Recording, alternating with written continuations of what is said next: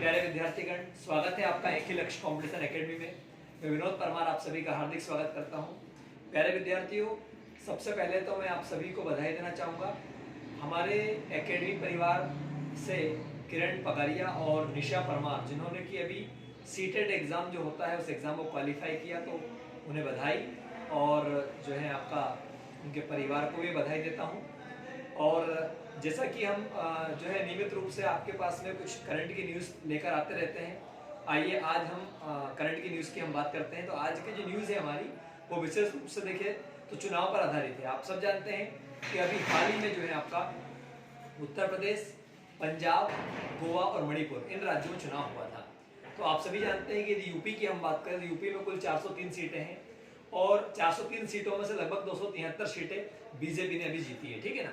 तो ये एक मतलब देखा जाए तो बीजेपी पहली बार मतलब ऐसा हो रहा है कई लंबे समय बाद कि बीजेपी दूसरी बार जो है लगातार कार्यकाल में आ रही है। कहने का मतलब है कि इससे मान लो कोई कहीं भी चुनाव होता है और चुनाव होने के बाद में मान लो एक बार सरकार बन जाती है 5 साल के लिए, ठीक, फिर उस चुनाव होता अगेन। तो चुनाव में यूपी के अंदर अक्सर ऐसा हुआ है कि वहां पर जब भी चुनाव हुए हैं तो दूसरी पार्टी कोई सत्ता में आई है, या चाहे बसपा आई है या सपा आई है, लेकिन अभी योगी जी रिपीट जो है आपका आए। तो देखा जाए तो ये एक देखा जाए तो 5 राज्यों में से यदि हम देखा जाए तो 4 राज्य ऐसे हैं जिन राज्यों के अंदर बीजेपी ने जो है आपका सत्ता में वापसी की, ठीक है ना।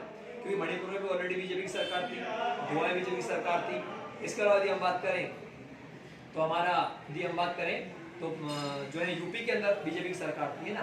तो गोवा की यदि हम बात करें, गोवा में कुल 40 सीटें हैं विधानसभा की, और यदि हम बात करें तो 40 विधायक वहाँ पे होते हैं। और यदि हम बात करते हैं अपना क्या बोलते हैं उत्तर प्रदेश में 403, पंजाब में कुल जो है 117 सीटें हैं, उनमें से लगभग देखा जाए तो अच्छा पंजाब के अंदर एक बड़ा बदलाव ये हुआ कि आम आदमी पार्टी को जनता ने चुना। जैसा कि आप जानते हैं कि बीजेपी और कांग्रेस लगातार जो है आपस में मतलब इनके मुद्दे चल रहे थे, या कांग्रेस में भी आपस में फूट चल रही थी, बीजेपी में भी कुछ ज़्यादा वहाँ पर देखा जाए तो कुछ ज़्यादा प्रभाव उसका नहीं था, ठीक। तो पब्लिक ने जो है वहाँ पे आम आदमी पार्टी को चुना। अच्छा, ये कांग्रेस के लिए चिंतन करने वाली बात है कि आज आम आदमी पार्टी लगातार अपनी पावर को बढ़ा रही है, और वो जो है कांग्रेस के लिए चिंता वाली बात हो सकती है, जो कांग्रेस का विकल्प वो आने वाले समय बन सकती है ना। और देखा जाए तो वास्तविकता में आम आदमी पार्टी ने देश के बाकी मुद्दों को छोड़ करके विकास के आधार पर काम किया, और उसने विकास किया भी दिल्ली के अंदर। आज दिल्ली की एजुकेशन भारत में सर्वश्रेष्ठ एजुकेशन मानी जाती है,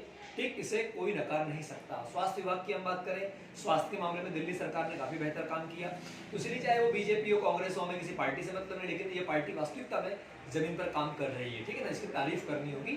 तो इसलिए देखो, आम आदमी पार्टी जो कि 2012 के बाद में आई, बहुत लंबे मतलब कहने का मतलब बहुत कम समय में इस पार्टी ने बहुत अच्छी तरक्की की, ठीक है। दिल्ली में आप देखिए, दिल्ली में 70 सीटें हैं, उसमें 67 सीट आम आदमी पार्टी के पास है। पब्लिक ने उनको वोट दिया है, तो ये विरोधियों को समझना पड़ेगा कुछ किसी आधार पर दिया है, ठीक है ना। चलिए, तो ये अच्छी बात है, आम आदमी पार्टी की सरकार वहां पर पंजाब में आई, ठीक है ना, और शायद बेहतर देश बेहतर होगा।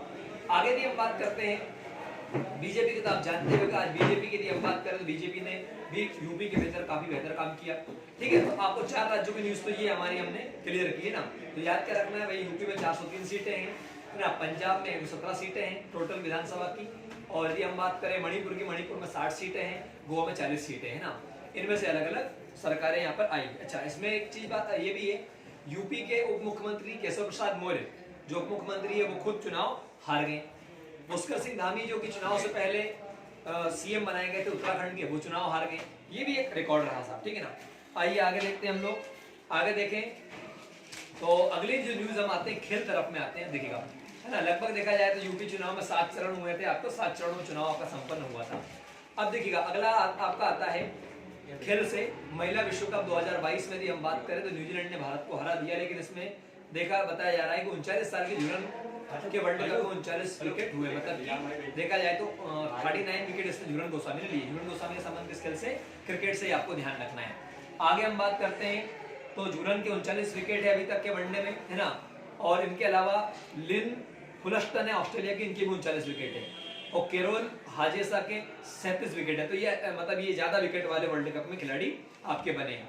आइए अब देखते हैं यूरोप महाद्वीप में फुटबॉल के मामले में लीग होती है, एक मैच मतलब प्रतियोगिता होती है, चैंपियन लीग, है ना।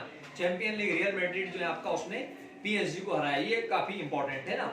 आगे हम बात करते हैं तो बैडमिंटन में आपको पता हमारे भारत के फेमस खिलाड़ी श्रीकांत, किदाम्बी श्रीकांत है, ये जो है आपका सिंधु है और साइना नेहवाल भी है। तो इनमें किदाम्बी श्रीकांत जो है आपके German open super 300 badminton tournament के क्वार्टर फाइनल में जगह बना ली, ये अच्छे खिलाड़ी है ना। चलिए आगे हम बात करते हैं तो जोकोविक तो आप सब जानते हैं ना, जोकोविक, नोवाक जोकोविक सर्बिया के खिलाड़ी है। तो इस तरीके से आपको ये देखना है रोजाना का। और हम देखते हैं फिर उभरेगा G23 अध्यक्ष पद पर, तो ये तो कोई फालतू की बात है, कोई काम का नहीं है। तो अब चुनाव हो गया, चुनाव के बाद में तो स्वाभाविक सी बात है कांग्रेस बीजेपी सब में अलग अलग चीजें बनेंगी, चलेगा। आगे हम देखते हैं, आगे बढ़ते हैं तो देखिएगा आप लोग सीजीआई, वर्तमान सीजीआई वो सुप्रीम कोर्ट के जो चीफ जस्टिस है उन्होंने कहा है कि क्या हर काम में कोर्ट कराएगा। मतलब कई सारे केस ऐसे आ जाते हैं सुप्रीम कोर्ट के अंदर कि जिनका मतलब बिना सिर पैर के कह सकते हैं उनका कोई मतलब ही नहीं होता है। अब जैसे एक भाई साहब एक बार पहुंच गए थे फेयर एंड लवली के ऊपर, ठीक है ना, बोले साहब उसमें कहा गया कि जो है आपका 14 दिन में 2 सप्ताह में त्वचा गोरी हो जाती है, ठीक है ना। अब किसी का नहीं हुआ तो साहब सुप्रीम कोर्ट में केस लेकर पहुंच गया। ऐसे ऐसे केसेस कई बार आपको देखने को मिलते हैं सुप्रीम कोर्ट के अंदर, ठीक है ना। तो देख सुप्रीम कोर्ट भाई इसके लिए तो सुप्रीम कोर्ट बड़े मुद्दों को सुलझाने के लिए देश में काम करता है।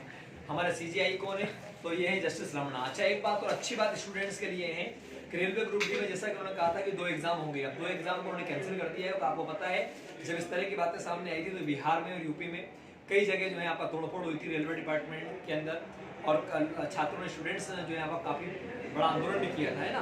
तो उसके बाद देखा जाए तो अच्छी बात है, रेलवे ने ये अच्छा निर्णय लिया कि एक ही एग्जाम को कराएंगे ग्रुप डी के अंदर, ठीक है ना, क्योंकि पहले ऐसा कोई नियम नहीं था। चलिए तो आगे देखें तो हम जैसे भगवंत मान पंजाब के मुख्यमंत्री बनेंगे, है ना, ये आपको देखना है।